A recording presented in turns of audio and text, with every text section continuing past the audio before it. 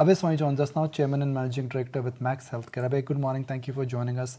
In Q1 FY24, while revenue growth was 20%, PAT was down quarter on quarter, mainly due to increase in employee cost and tax expenses. So since the company's expansion spree, should we expect higher cost going ahead as well? So I think first and foremost, you're seeing a year-on-year increase of about 17% on revenue as well as 18% on EBITDA. You have to keep in mind that the first quarter is usually the weakest quarter in the year. So you have to compare it quarter by quarter. And the fourth quarter is actually the highest quarter in the year because seasonality is in the medical business. And that has been the case for many, many years now. So the right way to look at it is year on year. So I think year on year, you had an increase as far as EBITDA is concerned, and you had a flat, flat EBITDA as far as sequential quarters are concerned. So also you have to keep in mind that 1st of April is when we have salary increases, and therefore your cost structure increases on the 1st of April. And therefore, you see, a stress on your margins compared to the previous quarter, which is quarter 4, and which is the case which is played out here as well. Now, over the last 1 year, usually we have about a 7% increase in employee cost, in employee benefit cost, but I think it's about 8.5% this time, year on year. And that's largely because we've undertaken significant amount of projects. We've taken up, the new digital app that we've launched over the last 1 year. It's done very, very well, but at the same time, it's been really set up for very, very low cost. So both these, the digital cost and the project, reinforcing the projects team has sort of inched up the employee cost over the last 1 year, which is year on year. But if you see it actually quarter on quarter, the employee cost has not gone up so significantly. It's only gone up to extent of the pay increase, which is sub 7%. Right, and your ARPOB has been good. It's seen a jump of 13% year on year. Is this looking sustainable? Is the company planning more price hikes? Because you did undertake one just in the month of April. No, so we've had a 13% increase in ARPOB, which is a significant number. Compared to last year, we also have a 3% increase in number of occupied bed days, etc. Do keep in mind, this is the 11th consecutive year-on-year growth quarter that we've had. So it's been 11 quarters of growth on a year-on-year basis. And I think, that trend should sort of continue. So we've had an increase in ARPOB. You see amount in increase in EBITDA per bed is also concerned. It is 70.4 lakhs in the first quarter of this year compared to 62 lakhs last quarter and marginally lower in Q4 as well. So in spite of a weaker quarter, the ARPOB is sort of held up or there's been a marginal increase in ARPOB. But, what you've seen is a number of occupied bed days, which has also gone up. Do keep in mind our capacity has gone up by about 4.5%. And therefore, when you see occupancy numbers, you see a marginal reduction, but in percentage terms only. In real terms, occupancy, because your installed capacity, your operational capacity has gone up by about 4.5%. Your actual occupancy has gone up. Abhay, point taken, but the other thing is that your share of institutional patients have been coming down, and if I have it right, the plan is to reduce it further with the new hospital additions, etc. that you have planned. Where do you see the contribution of institutional headed, let's say, by FY25? So I think if you actually look at the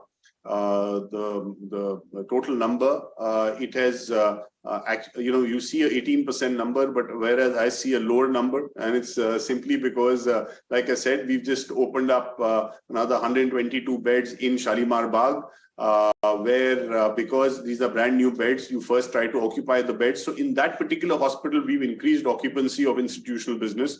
But that particular hospital overall has come down significantly lower. So amount of occupied institutional beds, which was I think about 28 or 29% in the previous quarter or previous year, has come down to about 26% in the current quarter.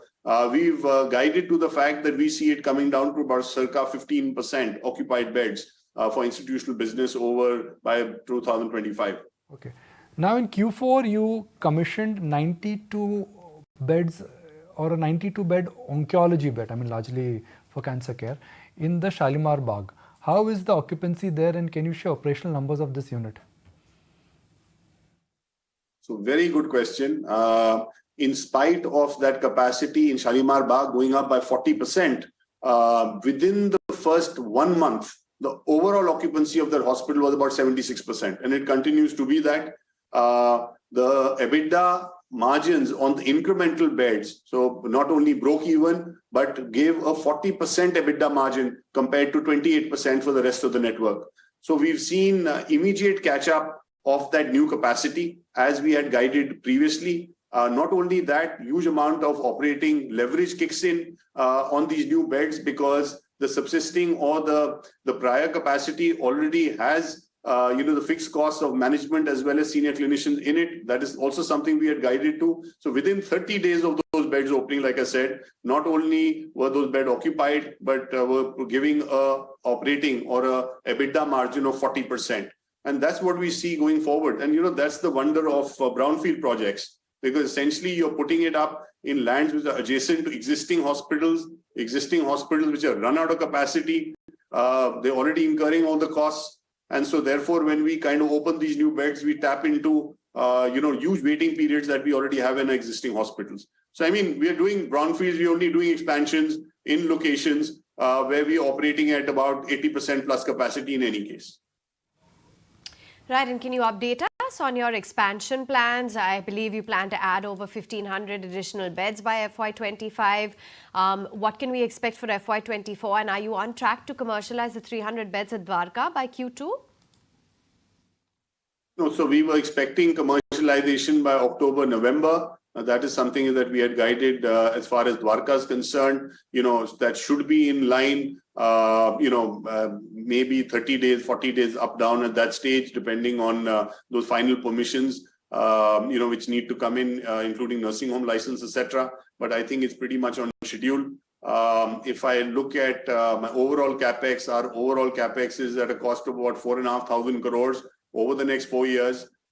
We are generating, last year for FY23, we generated close to about 1,280. That's almost 1,300 crores of free cash flows.